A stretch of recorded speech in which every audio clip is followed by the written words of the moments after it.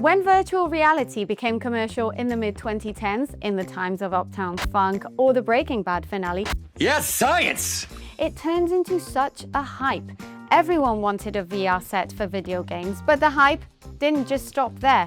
It also reached the smart city and utility world. You could see VR at all the smart city and utility events, and to this day, we continue to see it. Whether at Distributech, Vivatech or Smart City Expo, we always see various players offering VR. So, with all this buzz surrounding VR, let's check.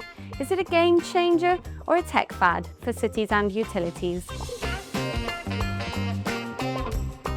Virtual reality is an immersive interactive simulation experience that uses near-eye displays and pose tracking to give the user freedom to move and see inside the virtual world, as well as alter it. It is a very attractive and visual solution, but the thing is, at the moment, there aren't many smart city and utility projects that benefit immensely from VR.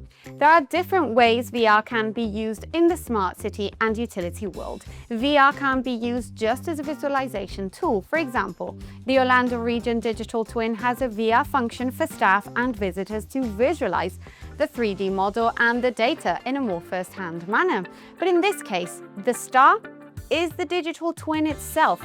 The VR is just something extra. There are two other uses that can add value: training and planning. In cities, it is used in urban planning and design or for simulations, like training for emergency response or maintenance.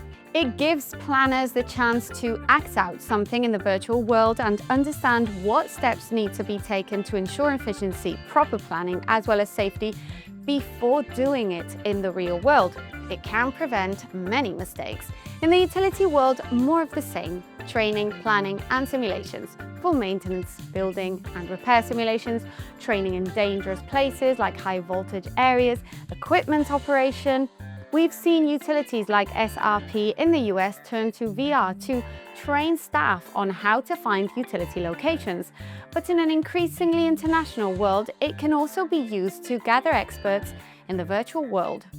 3D content, you gotta be very careful on your use cases because sometimes it's pretty useless, but sometimes it could be really useful if, for example, you can access on a physical site and you have distant operators that can help.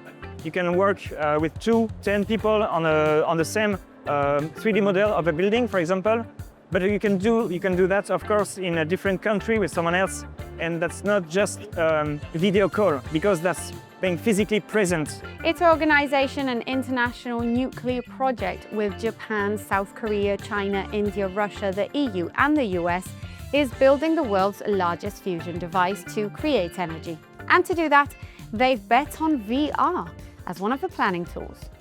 We're using it for assembling the machine. We're using it for construction, for simulation of assembly, simulation of work before we start the work.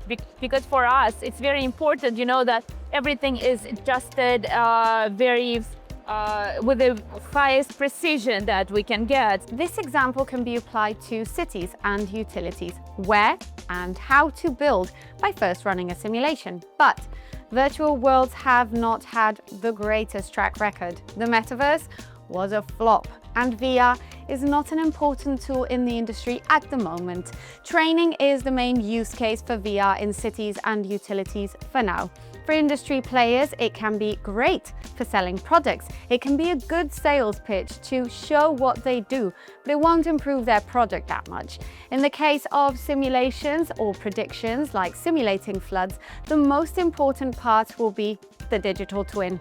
It seems like in many cases, VR is just an extra to digital twins. So the focus should be on replicating the city or utility properly. For now, VR is still a tech fad in the industry, but in the future, who knows? Maybe an AI simulation could predict what will happen.